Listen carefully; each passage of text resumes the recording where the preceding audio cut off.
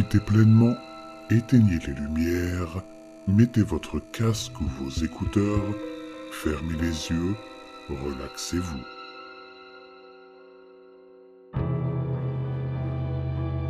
L'homme de l'île de Pâques.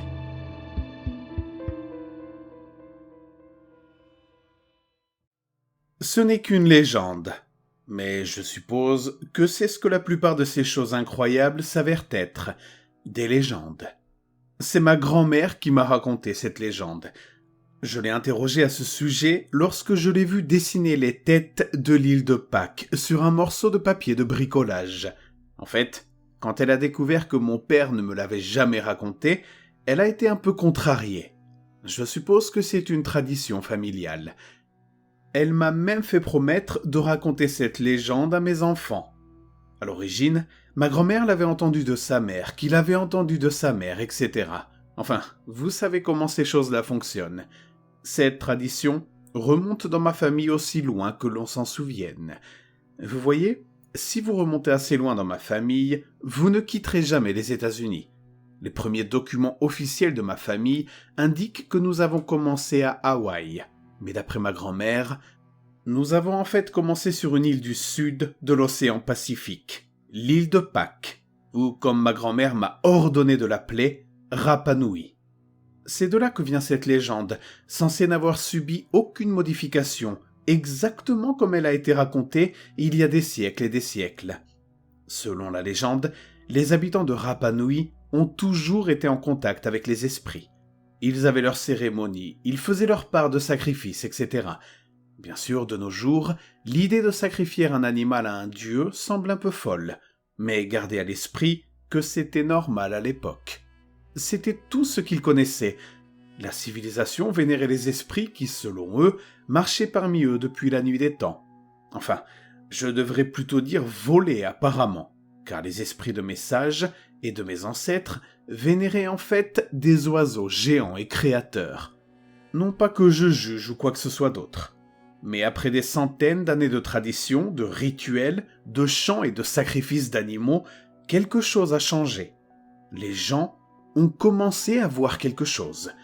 De temps en temps, quelqu'un rapportait avoir vu un homme se tenir près d'eux dans la nuit.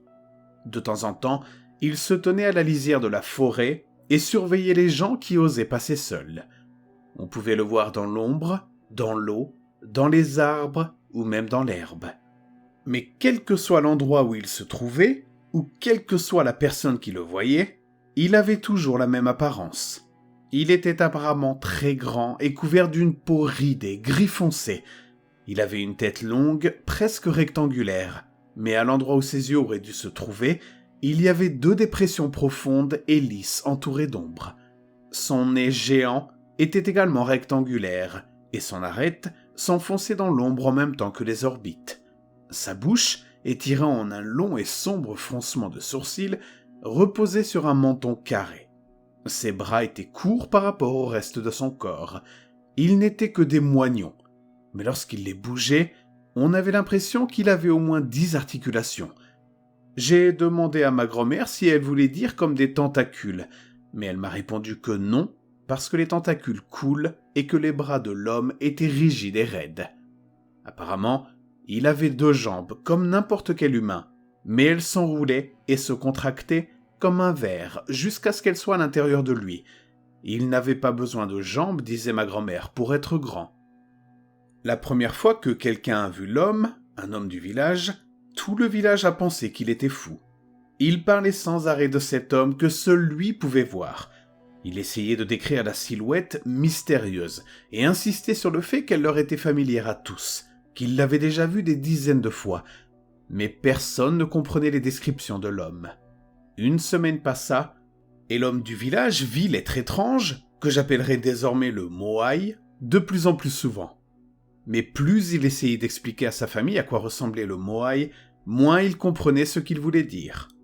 Puis, exactement une semaine après l'avoir vu pour la première fois, l'homme a été retrouvé mort dans son sommeil.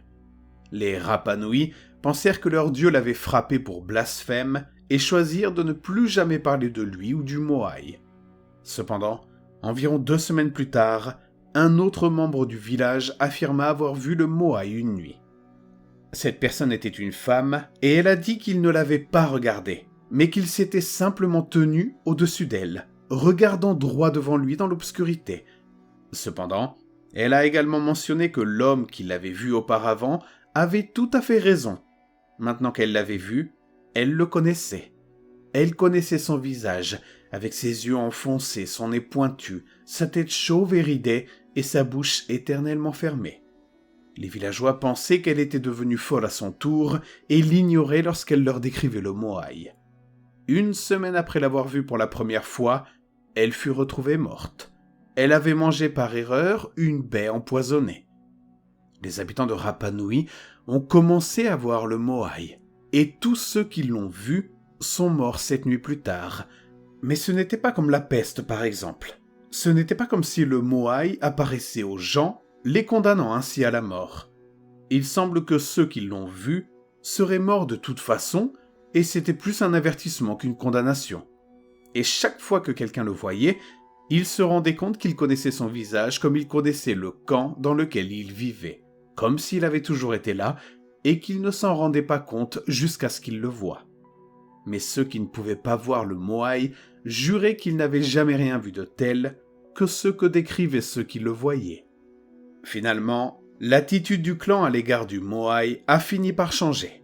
Le chef a décidé qu'il s'agissait d'un esprit maléfique qui apparaissait à ceux qui allaient mourir. Un homme qui avait vu le Moai était tellement frustré que personne ne sache à quoi il ressemblait qu'il décida de le sculpter pour que ses concitoyens puissent le voir. Il a sculpté le Moai dans le plus grand rocher qu'il a pu trouver, et il a gravé le visage exactement comme il l'avait vu. Mais les habitants de Rapa Nui, en regardant l'effigie, affirmèrent qu'ils n'avaient jamais vu cela auparavant. L'homme qui avait sculpté la statue était tellement en colère qu'il a pris l'un des outils en pierre qu'il avait utilisé pour sculpter la statue et s'est ouvert la gorge. À ce moment-là, j'ai décidé silencieusement de ne jamais raconter cette histoire à mes enfants. Il a mis fin à ses jours exactement une semaine après avoir vu le Moai pour la première fois. Puis, quelque chose de terrible s'est produit. On peut parler de génocide, mais ce n'est pas à quoi on s'attendait. Le chef du clan a exigé de savoir à quoi ressemblait vraiment le Moai. Si tous ceux qui ont vu le Moai l'ont reconnu, alors ils auraient dû reconnaître la statue aussi. Mais ce n'était pas le cas. Alors ils ont demandé à un autre sculpteur compétent de voir le Moai et de faire autant de statues qu'il le pouvait. Et voici la partie la plus terrible, la plus génocidaire. Les indigènes ont eu une idée. Tous ceux qui savaient tailler la pierre devaient se tuer en une semaine. Tel était le plan. Le plan était que les sculpteurs prévoient de se tuer. Cela a fonctionné à merveille, et ils ont produit un certain nombre de statues. Mais au moment où les ouvriers ont mis fin à leur jour, le chef a regardé les statues produites et a constaté qu'elles étaient toutes identiques à l'original. Il a donc ordonné à d'autres personnes de se suicider. Comme il n'y avait pas assez de volontaires, il demanda de l'aide aux autres clans de Rapa Nui. Aucun des autres n'avait entendu parler de l'étrange créature Moai dont les messagers avaient parlé. Mais après que quelqu'un de la première tribu eut rendu visite à une autre tribu, les gens de cette nouvelle tribu commencèrent à la voir aussi. Soudain, ce fut un désastre à l'échelle de l'île, et tous les artisans de Rapa Nui reçurent l'ordre d'être exécutés en 7 jours. Cela, une nouvelle fois, a fonctionné, et tous les artisans ont commencé à voir le Moai. Ils le gravèrent sur les rochers pour prouver à quoi il ressemblait, mais ils étaient toujours presque exactement les mêmes, et personne ne connaissait le visage. Ma grand-mère raconte que les homicides et les suicides collectifs ont duré près d'1 an, jusqu'à ce que tous les chefs, d'un seul coup, voient le Moai. Ils se sont rendus compte que les personnes qu'ils avaient tuées avaient en réalité sculpté les statues à la perfection pendant tout ce temps. Ils ont alors cessé d'ordonner la mort des sculpteurs de pierre, mais cela n'a pas empêché le soulèvement de toute l'île, qui a coûté la vie à tous les chefs.